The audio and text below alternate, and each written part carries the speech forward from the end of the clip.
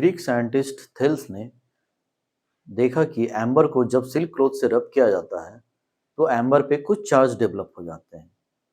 और जब एम्बर को फीदर, जिसे कि पंख का होता है, चिड़िया का जो पंख होता है इसे फीदर बोला जाता है, इसके पास जब एम्बर को ले जाया गया, ये एम्बर है जो ज्वेलरी वगैरह में हम लोग यूज करते हैं, इस तरह के होते हैं ब्राउन कलर के।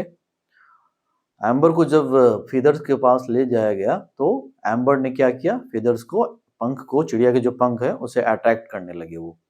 तो इससे उन्होंने डिस्कवर किया स्टैटिक इलेक्ट्रिसिटी का।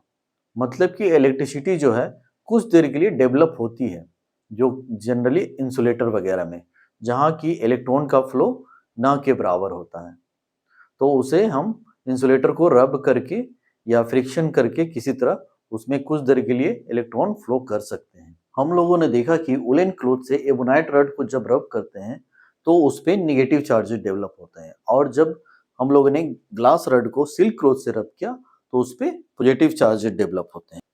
ये तो हम लोगों ने जाना कि टू टाइप्स ऑफ चार्जेस होते हैं, पॉजिटिव एंड नेगेटिव। अब इलेक्ट्रिक करंट किस तरह फ्लो करती है वो हम लोग देखते हैं। सर्किट है, ये पूरी तरह सर्किट बनी हुई है आपकी, इसमें इलेक्ट्रॉन का फ्लो हो रहा है, ठीक है। और ये एमीटर है, ये देख सकते हैं पॉजिटिव टू नेगेटिव डायरेक्शन में आपकी इलेक्ट्रॉन फ्लो कर रही है।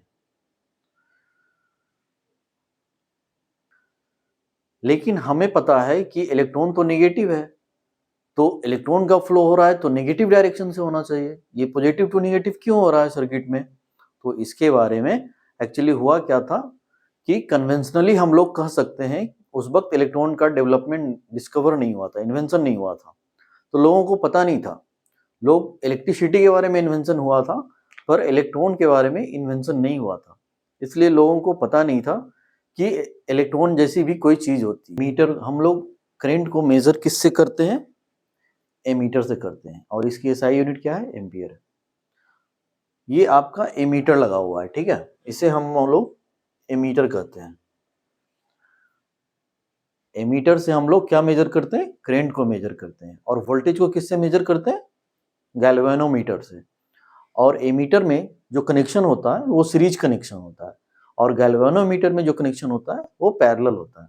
वो क्यों होता है उसके बारे में डिटेल में बाद में पढ़ेंगे, अभी फिलहाल देखते हैं। और करंट का जो एसआई यूनिट होता है वो एम्पियर होता है। ये आप लोगों के लिए क्वेश्चन है, a current of 1 ampere is drawn by a filament of an electric bulb of 20 minutes. मतलब क्या? करंट जो है 1 एम्पियर की वो फ्लो हो रही है आपकी 20 मिनट्स तक इलेक्ट्रिक बल्ब में, ठीक है। Find the amount of electric charge that flows through the circuit. आपको चार्ज के बारे में चार्ज पूछ रहा है, आपको चार्ज फाइंड करना है, ठीक है। बहुत सिंपल सा क्वेश्चन है, कोई भी बता सकता है। मुझे नहीं लगता है किसी बच्चे को इसमें कोई प्रॉब्लम होगी हो। आई, करंट को हम लोग किससे, करंट का सिंबल क्या है? आई।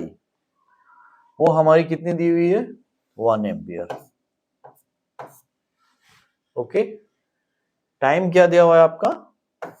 स्मॉल, हम लोग स्मॉल टी से डिनोट करते हैं टाइम को।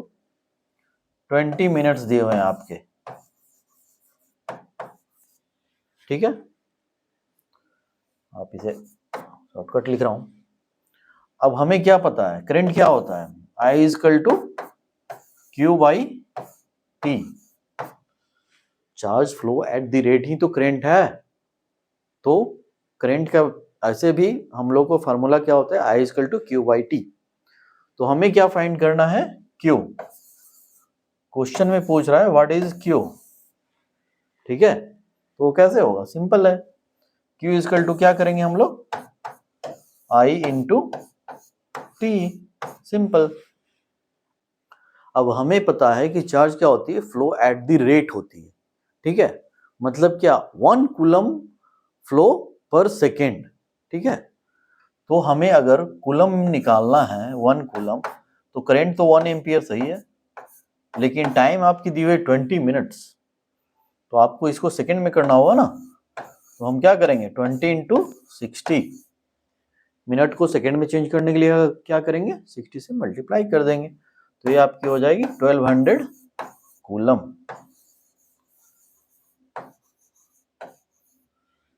1200 कूलम,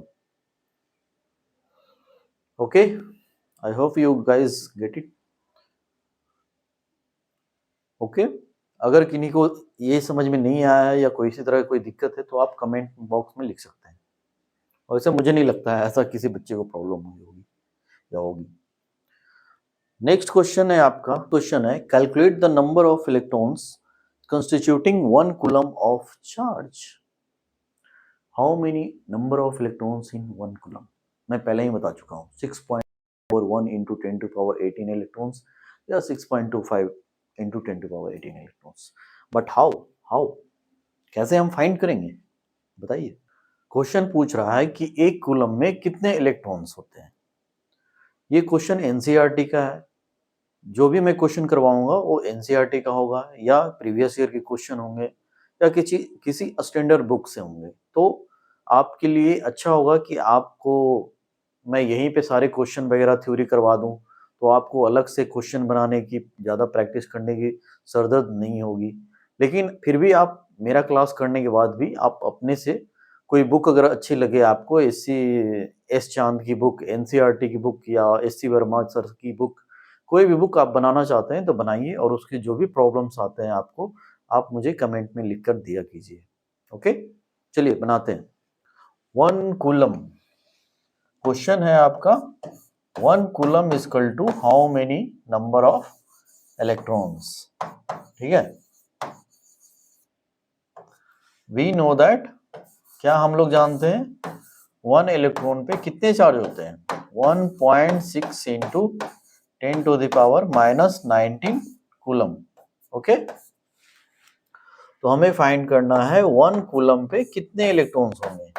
1 कूलम पे हो जाएंगे 1 by 1.6 into 10 to the power minus 19 electrons. Board थोड़ा बड़ा है इसलिए लिखने में थोड़ी सी दिक्कत आती है। दिक्कत नहीं, मतलब थोड़ा बड़ा हो जाता है तो राइटिंग अच्छा नहीं बैठता है। अभी थोड़ा नया है, राइटिंग का थोड़ा सा इशू हो रहा है। खैर धीरे धीरे प्रैक्टिस करने पे हो जाएगी।